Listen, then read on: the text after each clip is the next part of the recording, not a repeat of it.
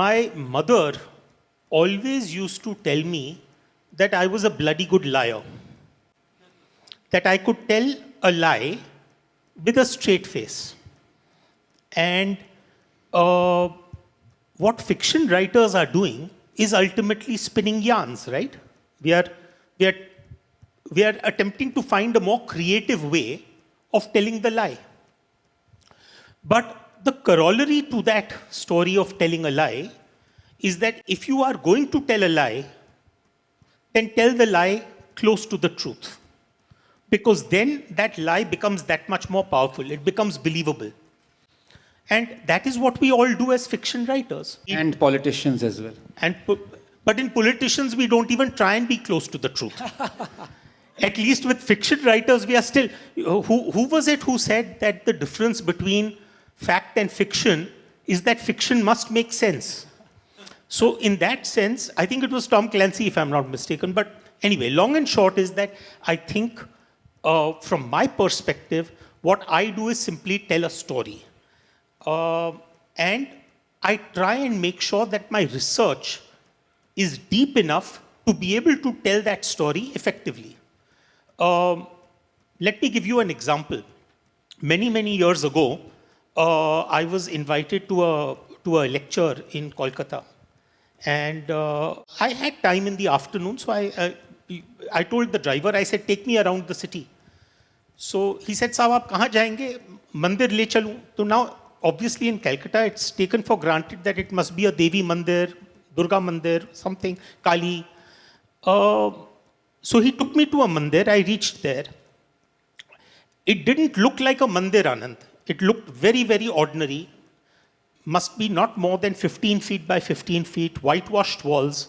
In the middle of the room, there was a green-colored throne.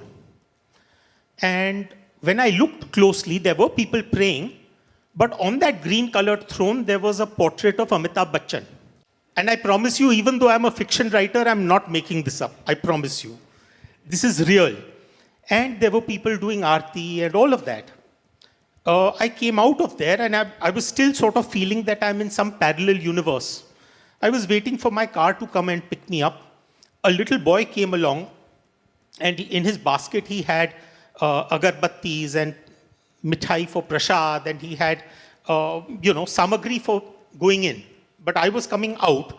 The only thing that I did buy from him was a little booklet which was known as the Amitabh Chalisa. I bought it. It's there in my library.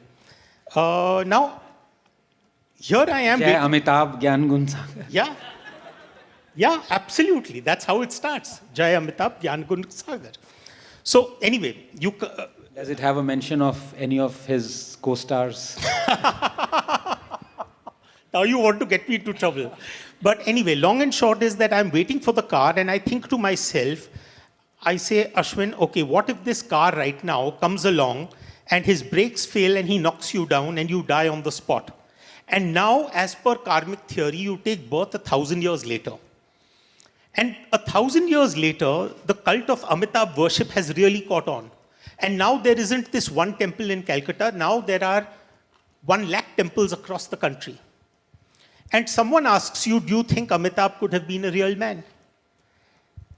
But that's the very question that we are asking today about people like Ram and Krishna and so many other great heroes from the past.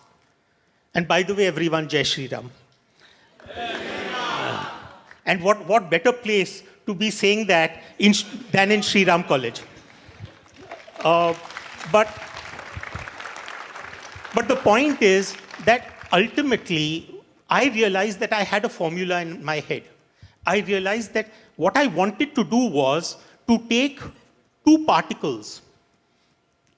You're a scientist, CERN collider. To take 2 particles and put them into that collider and bring them charging towards one another at a very high speed. One of those particles is called myth. And the other particle is called history. And when they get fused, you'll end up with a completely new and alien particle.